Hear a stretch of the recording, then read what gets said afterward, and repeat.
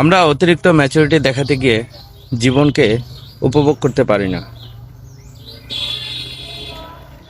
বড় হয়েছে, এখন আর এসব ইচ্ছে মানায় না। লোকে কি ভাববে, সমাজের চোখে ছোট হব, এগুলো এখন বাচ্চামি, আমাদের সাজে না। এসব কিছু ভেবে আমরা প্রতিনিয়ত নিজের ইচ্ছে, শখ, স্বপ্ন নিজের হাতে মেরে ফেলতেছি। অতঃপর নিজেকে মৃত মনে করে অনুভূতিহীন হয়ে জীবন পার করছি। আপনার যদি ৪৫ বছর বয়সেও বৃষ্টিতে ভিজে গোসল করতে মন চায়, কিছু না ভেবে উঠোনে নেমে পড়ুন। আপনারা স্বামী স্ত্রী একসাথে যদি একান্ত সময় কাটাতে মন চায়, দূরে কোথাও চলে যান। ইস, ছেলে মেয়ে বড় হয়েছে, কি ভাববে, এই চিন্তা মাথায় থেকে ঝেড়ে ফেলুন। বুড়ো বয়সে যদি আপনার ভালোবাসার অর্ধাঙ্গিনী চুলে বেনি করতে মন চায়, তাও করেন। নাতিপুতি হয়েছে তো কি হয়েছে, আনন্দ নিয়ে জীবন কাটান। কলিগের সাথে আড্ডায় বসে যদি আপনাকে ফর্মালিটি মেনটেন করতে হয়, তাহলে আড্ডা থেকে চলে আসুন।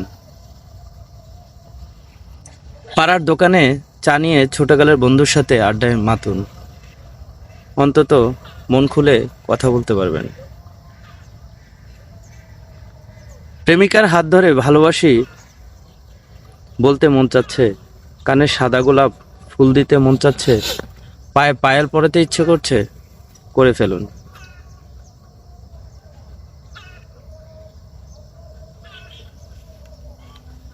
কারণ ম্যাচুরিটি দিয়ে কখনো ভালোবাসা হয় না ভাই, একটু পাগলামি থাকতেই হয়, তবেই না ভালোবাসাটা সুন্দর হয়।